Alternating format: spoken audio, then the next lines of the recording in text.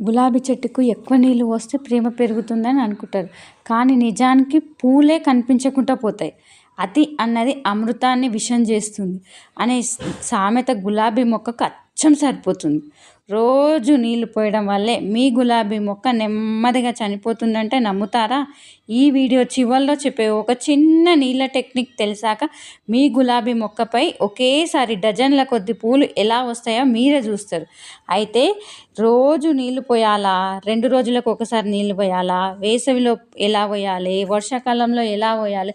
కుండీలో ఉన్న మొక్కలకు ఎలా పోయాలి? ఈరోజు అన్ని సందేహాలకు పూర్తి సమాధానం చెప్తాను. నీళ్ళు ఎందుకు అంత ముఖ్యము అంటే, మన శరీరానికి నీళ్ళు ఎంత అవసరమో గులాబీ మొక్కకు కూడా అంతే అవసరం. నీళ్ళు లేకపోతే వేళ్ళు పోషకాలు తీసుకోలేవు, ఆకులు ఆహారం తయారు చేసుకోలేవు, మొగ్గలు ఏర్పడవు, పువ్వులు చిన్నవిగా వస్తాయి. అయితే నీళ్ళు ఎక్కువైన ప్రమాదమే, తక్కువైన ప్రమాదమే. రోజు నీళ్ళు పోస్తే ఏమవుతుంది? చాలామంది చేసే పెద్ద తప్పేంటి?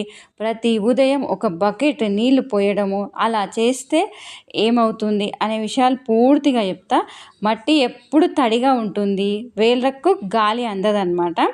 అందుకే వేళ్ళు కుళ్ళిపోతాయి, ఇక ఫంగస్ పెరుగుతుంది, ఆకులు పసుపు రంగులోకి మారిపోతాయి, ఇక మొగ్గలు రాలి కింద పడిపోతాయి, చివరికి మొక్క మొత్తం ఎండిపోతుంది అన్నమాట.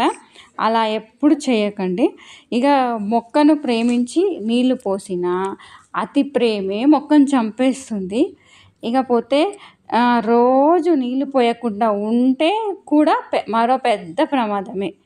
అది చాలామందికి తెలియదన్నమాట. నీళ్ళు తక్కువైతే, నీరు తగ్గిపోతే కొత్త కొమ్మలు రావు, పూలు చిన్నవిగా వస్తాయి, మొగ్గలు రాలిపోతాయి, ఆకులు వాడిపోతాయి, పువ్వు తర్వాత ఎండిపోతుంది, మొక్క ఎదుగుదల ఆగిపోతుంది అనమాట. ఒకేసారి వేళ్ళు బాగా ఎండిపోయాయి అంటే తర్వాత ఎన్ని నీళ్ళు పోసినా వెంటనే కోలుకోవడం కష్టమైపోతుంది. ఇక అసలు ఎంత నీళ్ళు పోయాలి అంటే అదే పెద్ద సీక్రెట్. చాలామంది ఏంటంటే క్యాలెండర్ చూసి నీళ్ళు పోస్తారు.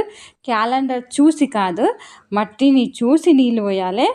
అయితే మీ వేలిని మట్టిలో 2-3 అంగుళాలు పెట్టండి. మట్టి ఇంకా తడిగా ఉంటే నీళ్ళు అస్సలు పోయొద్దు. ఇంకా మట్టి పొడిగా ఉందనుకోండి, అప్పుడు మాత్రమే నీళ్ళు పోయాలి. అదే ప్రొఫెషనల్ గార్డెనర్స్ పాటించే పద్ధతి అన్నమాట. ఏ సమయంలో నీళ్ళు పోయాలి అంటే ఉదయం 6 నుంచి 8 గంటల మధ్యలో పోస్తే ఉత్తమము, లేదా సాయంత్రం అంటే సూర్యాస్తమయ కాలంలో పోస్తే మంచిదన్నమాట. మధ్యాహ్నం ఎండలో మాత్రం నీళ్ళు పోయొద్దు, అప్పుడైతే వేళ్ళకు షాక్ అవుతుందన్నమాట, నీరు త్వరగా ఆవిరైపోతుంది.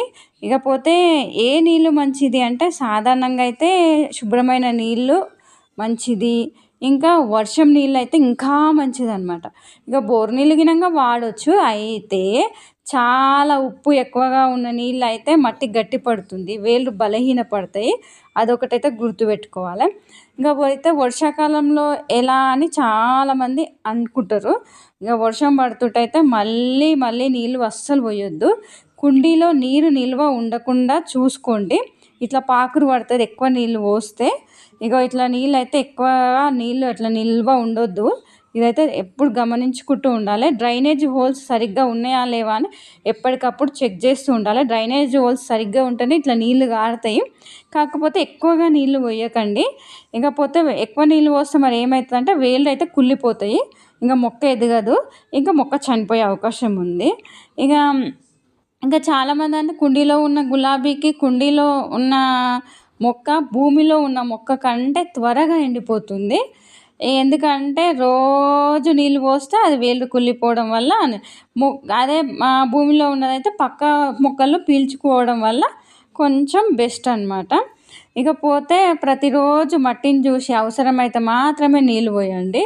ఎక్కువ పూలు రావాలంటే నీళ్ళు ఎలా అనే చాలామంది డౌట్లు అన్నమాట. ఒక్కసారి నీళ్ళు పోసేటప్పుడు కొద్దిగా కాదు, వేళ్ళు వరకు తడిసేలాగా నెమ్మదిగా పోయండి. ఇకపోతే అప్పుడు వేళ్ళు లోతుగా పెరుగుతాయి, మొక్క బలపడుతుంది, పూలు పెద్దవిగా వస్తాయి అన్నమాట. చాలామందికి తెలియని సీక్రెట్ ఏంటంటే పూలు వచ్చే సమయంలో మట్టి పూర్తిగా ఎండిపోయే వరకు వేచి ఉండొద్దు అస్సలు. అలా చేస్తే మొగ్గలు ఒక్కసారిగా రాలిపోతాయి. కాబట్టి స్వల్ప తేమ ఎప్పుడు ఉండాలి. ఇక అదే పెద్ద నర్సరీలు పాటించే మంచి బెస్ట్ టెక్నిక్ అన్నమాట. ఇంకా గుర్తుంచుకోవాల్సిన నియమాలు ఏంటంటే మట్టిని చూసి మాత్రమే నీళ్లు పోయాలి. ఉదయం లేదా సాయంత్రం పోయాలి. ఆకులపై కాకుండా వేళ్ళ దగ్గర పోయాలి. కుండీలో నీరు నిల్వ ఉండకూడదు. వేసవిలో ఎక్కువ జాగ్రత్తగా ఉండాలి. వర్షాకాలంలో తక్కువ నీరు పోయాలి. నీరు ఎక్కువైనా నష్టమే, తక్కువైనా నష్టమే. ఇవైతే గుర్తుపెట్టుకోవాలన్నమాట. ఇన్ని జాగ్రత్తలు పాటించాలి. నీళ్లు పోయడం ఒక పని కాదు, గులాబీకి అది ఒక కళ ముఖ్యము. సరైన సమయంలో సరైన మోతాదులో నీళ్లు పోయడం అంత ముఖ్యం. ఈ ఒక్క అలవాటు మార్చుకుంటే మీ గులాబీ మొక్క ఆరోగ్యంగా పెరిగి పెద్ద పూలతో వరుసగా పూయడం ప్రారంభిస్తుంది. ఈ వీడియో మీకు ఉపయోగపడిందే అనుకో, తప్పకుండా లైక్ చేయండి. మీ గులాబీ మొక్కకు ఉన్న సమస్యను కామెంట్ రూపంలో తెలియజేయండి. నేను దానికి ప్రత్యేక వీడియో చేస్తాను.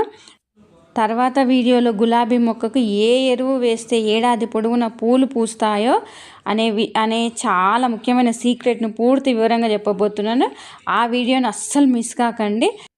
ఈ వీడియో నచ్చితే లైక్ చేయండి, షేర్ చేయండి, సబ్స్క్రైబ్ చేసుకోవడం మాత్రం మర్చిపోవద్దు. Thank you so much.